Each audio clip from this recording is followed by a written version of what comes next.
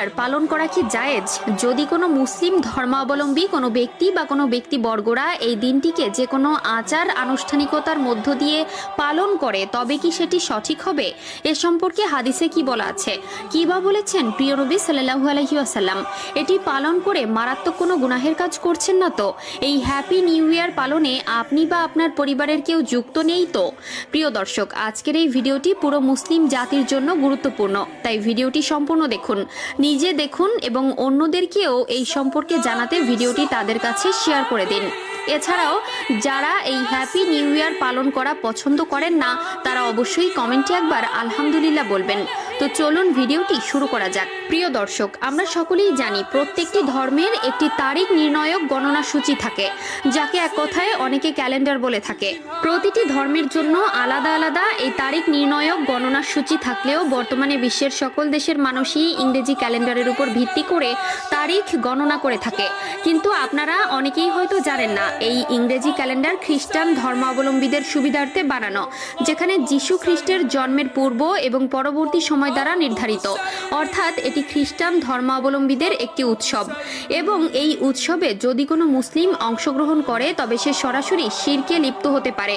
কারণ রাসূলুল্লাহ সাল্লাল্লাহু আলাইহি ওয়াসাল্লাম আবু দাউদ শরীফের 4031 নম্বর হাদিসে বলেছেন, যে ব্যক্তি কোনো জাতির সাথে সাদৃশ্য অবলম্বন করে সে তাদের মধ্যেই গণ্য হবে।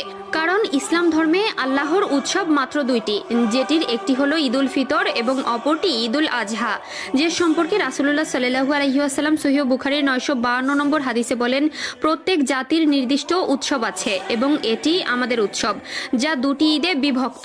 এখানে হ্যাপি নিউ ইয়ার মূলত খ্রিস্টীয় ক্যালেন্ডার অনুযায়ী পালিত হয় এবং এটি অমুসলিম সংস্কৃতির একটি অংশ, এবং ইসলামে অমুসলিমদের সংস্কৃতি বা রীতিনীতি অনুসরণ করার ব্যাপারে হুঁশিয়ারি করা হয়েছে। ইসলামে এমন কোনো কাজ চালু করা যা শরীয়তে নেই এবং নবী করিম সাল্লাল্লাহু আলাইহি ওয়াসাল্লাম ও তার সাহাবাদের যুগেও পালন করা হয়নি, সেই সকল কিছুই বেদাত হিসাবে গণ্য হতে পারে। এক্ষেত্রে সহিহ বুখারীর হাদিস নম্বর 2697 এ রাসূলুল্লাহ সাল্লাল্লাহু আলাইহি ওয়াসাল্লাম বলেন, যে ব্যক্তি আমাদের এই দিনে এমন কিছু নতুন প্রবর্তন করে যা এর অন্তর্ভুক্ত নয় সে সকল কিছুই প্রত্যাখ্যিত।